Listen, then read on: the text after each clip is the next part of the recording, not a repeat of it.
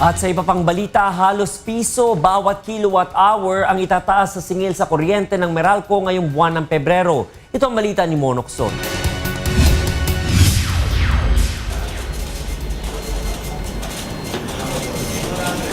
Matapos ang 3 buwan na sunod-sunod na pagbaba, halos piso naman ang itataas ng singil sa kuryente ngayong buwan ng Pebrero. Ayon sa Manila Electric Company, 84 centavos per kilowatt hour ang madaragdag sa singil sa kuryente sa mga customer ng Meralco. Ang isang sambahayan na kumukonsumo ng 200 kilowatt kada buwan ay magkakaroon ng dagdag na 167 pesos, habang ang kumukonsumo naman ng 500 kilowatt kada buwan ay mayroong dagdag na 419 pesos sa kanilang electric bill. Ayon sa Meralco, nakaapekto sa pagtaas sa singil ng kuryente ang mataas na singil ng mga power plants. Sabay-sabay rin ang maintenance shutdown ng 10 planta nitong nakaraang buwan. Ito ay upang hindi na maisabay sa energy crisis sa Marso ang schedule ng maintenance. Ipinaliwanag naman ng Meralco na kung hindi naman bumaba ang presyo ng petrolyo nitong mga nakaraang buwan, inaasahan na higit pa sa piso ang maaring maging dagdag singil.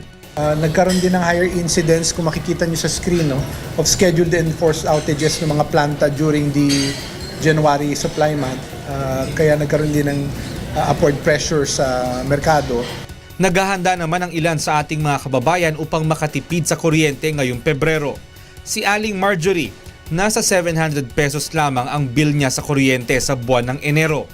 Nakakatipid sila dahil malamig raw ang panahon at hindi na nila kailangang gumamit palagi ng electric fan. Wala, pahinga lang ng electric fan. Kasi 2 electric fan namin ngayon isa na lang. Kasi sobrang lamig. Si Dens naman na isang empleyado sa salon, 9,000 pesos ang electric bill nila sa parlor buwan-buwan.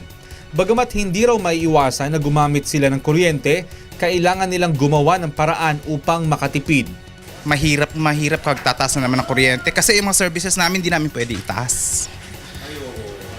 Tumataas ang kuryente and at the same time kami, instead na tataas kami ng services namin, tinatawaran pa kami dahil nga sa kuryente. Sa itinaas ng singil sa kuryente ngayong Pebrero, maaaring umabot pa ng 10,000 ang babayaran nila ngayong buwan. Ayon sa Meralco, lahat ng dagdag singil ay pass-through charges lamang at walang napupunta sa kumpanya. Pinangangambahan na pagpasok ng tag-init ay mas lalo pang tataas ang singil sa kuryente, kasabay ng mataas na demand dito. Kaya't ang payo ng Meralco sa mga customer nito, magtipid sa paggamit ng kuryente.